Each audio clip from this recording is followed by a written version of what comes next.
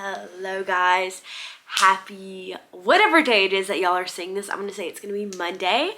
For me it's Thursday, but if you can't tell by the title, today we are going to be doing a January reading wrap up. I had to think about it.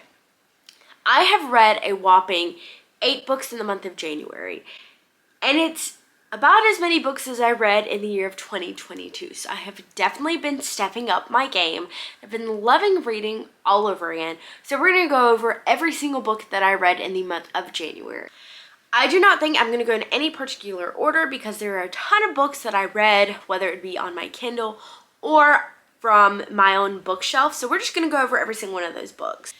The first book I read is Ugly Love by Colleen Hoover. I picked up this book because,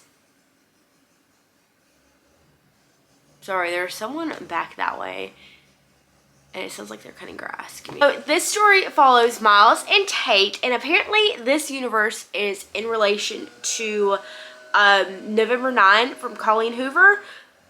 But like I said, we follow Miles and Tate, and we have Miles who just refuses to fall in love, and Tate who is just having a hard time. She's getting settled in the city. She's living with her brother now, and her and Miles end up becoming like friends with benefits. And I love this book. I think I gave it like a 4.5 out of 5 stars. I like that it's dual point of view. I can read this again because I really liked this book, and this is actually one of my top Colleen Hoover books, to be quite honest with you. I love the cover. I love the storyline. The ending of this book broke my heart. If you have not read this book, you need to get on it and read this book because it's just absolutely amazing. The next book I read is The Viscount Who Loved Me by Julia Quinn. These are the Once Upon a Book Club special edition Bridgerton books, and I have been reading through the Bridgerton series this year. My goal was to get through the entire series this year. Now, if you don't know about the Bridgerton series is actually a book series, but Netflix has a TV show adaptation from the books, but there are 8 books in total. They're right up here on the shelf because there are 8 Bridgerton siblings, so each book goes over each Bridgerton sibling and their loves, who they marry, who they date, whatever it is. The Viscount Who Loved Me covers Anthony and Kate's love story. There are some things I have really enjoyed about the Bridgerton series because the books and TV series are so different. I feel like the TV series has enough drama in it for it to be really enjoyable without being too extra. And I like the book because it really goes over the time period. It hits over the 1800s, and we really get to see the characters grow. I really liked Kate's character in this book. I liked that we got to see Kate and Anthony love each other from a different light and not ruin Edwina's wedding day like the show did.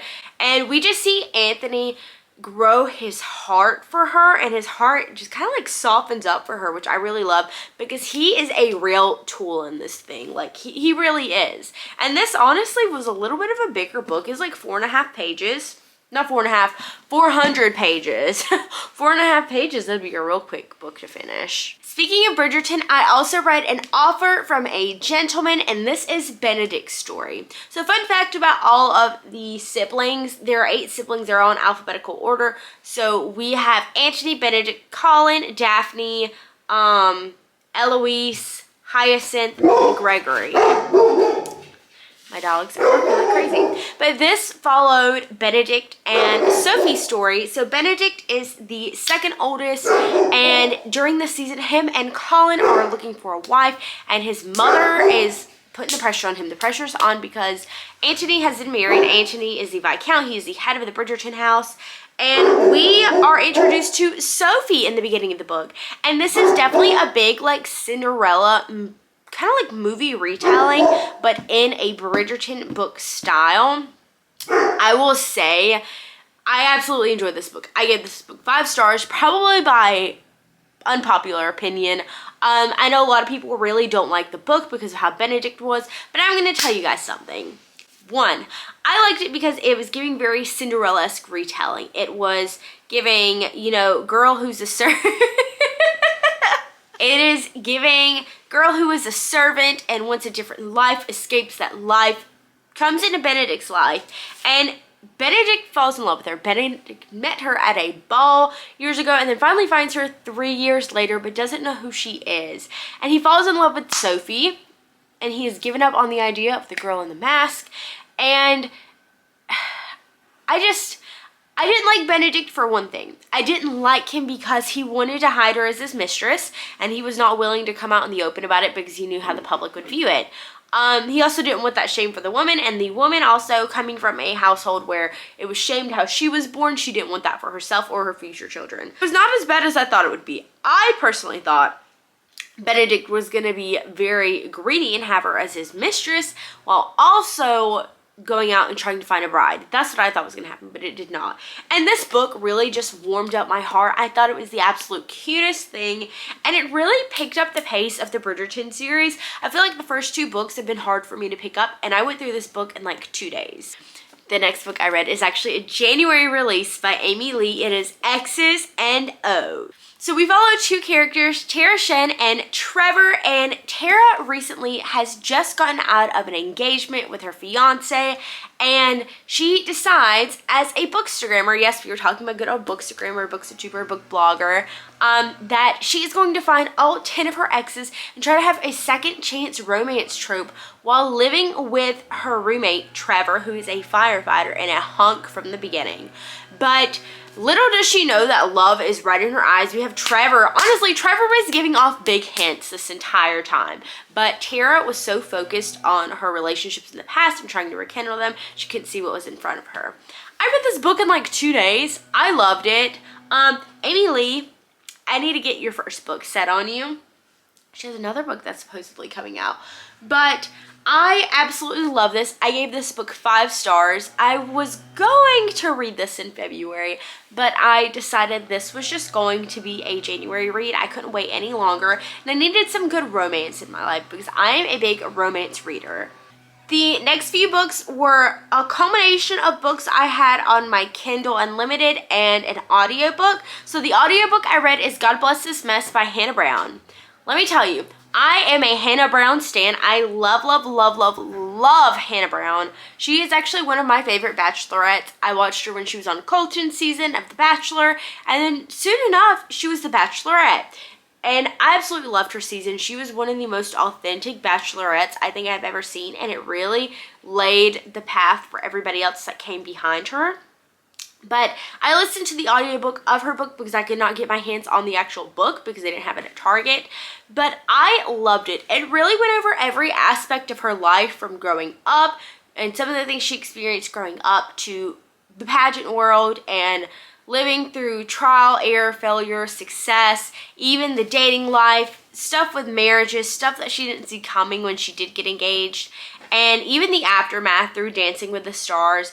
I love the book. I gave it 5 stars. I loved hearing about it. It took me about a week to get through it because I would just listen to it while I was doing dishes, while I was cleaning, while I was on the way to and from work, things like that. But I really liked it. I think she did a really great job, and I like the fact that the audiobook was actually narrated by Hannah Brown herself, because then you really felt like she was actually talking to you about her life, which I loved.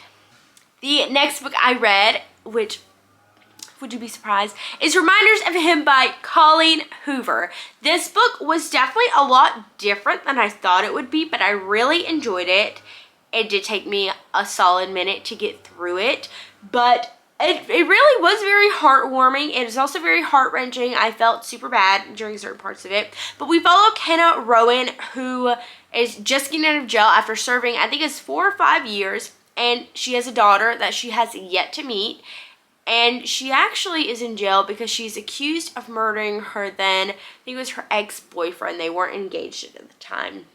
And she comes back to town in order to kind of like regain her relationship with her daughter, who she has never met. And she runs into a man named Ledger. Lo and behold, Ledger is her ex-boyfriend's best friend. And, you know, everybody in town, anybody who knows her, is trying to keep Kenna from meeting her daughter because they see her as this big bad person. They see her as a woman who just abandoned her ex-boyfriend, killed him, and we don't really know why she killed him, how she killed him, until like right towards the middle of the story. I gave this book 4 out of 5 stars. It was definitely one of those more slow burn things for me. It took me a while to read. But Kenna and Ledger's heat and intimacy, like, it could literally be... I can't even explain it. But I really enjoyed this book. I've really been enjoying Colleen Hoover books. I've been enjoying discovering different authors. And this one was just a really good book. I finally discovered Emily McIntyre.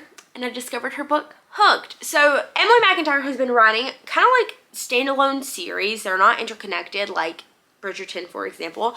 But she has been writing standalone series right now. She has 3 books and a 4th one coming out in February. But I read one of the first ones. I read Hooked, which is from the Never After series. And this is a kind of like fairy tale retelling, but the villains get the happy ending. So Hooked is based off of, lo and behold, Captain Hook. And it's going to include Hook, Peter, and Wendy. And we are bringing them into the real world. We're going to see how Hook gets the girl, he gets the happy ending, and everything in between.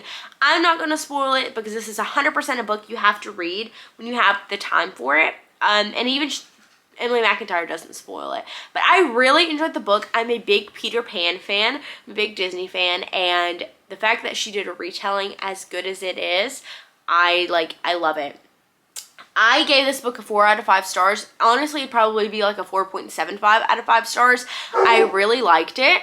I'm probably going to end up getting 5 stars at the end of the year. I just kind of like to read through all the books and see which one I like the best because I really enjoyed that. But there might be another one that I like even more than that one. The last book I read in the month of January is The Fine Print from the Dreamland Billionaire series.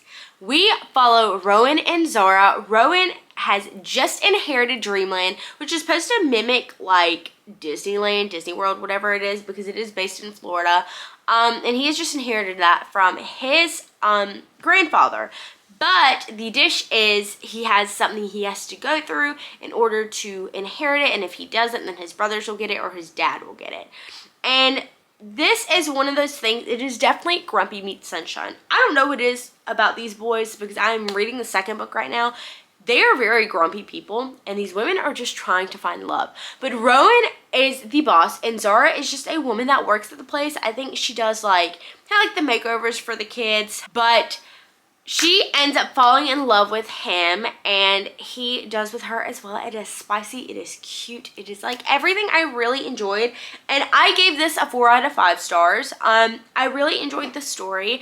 These books have been a little bit harder for me to get into. They're like slow burn as well, but I think it's to build up the characters in the book, which I do enjoy as well. But I really enjoyed that book. There's 3 books in that series. The 3rd one is actually coming out at the end of this month in January, so I'm hoping I can get through all 2 of the books in order to read the 3rd book starting in February. Thank you guys so much for watching my January reading wrap up. It is a little bit of a hot mess express. I've got like 3 more videos that I need to either film or edit today, so we are making it through. But I hope you guys enjoy my bookish content. I really enjoy sharing with you guys what I am reading and really just showing that I have certain books that I love. I love discovering books. I love discovering booktubers and getting book recommendations.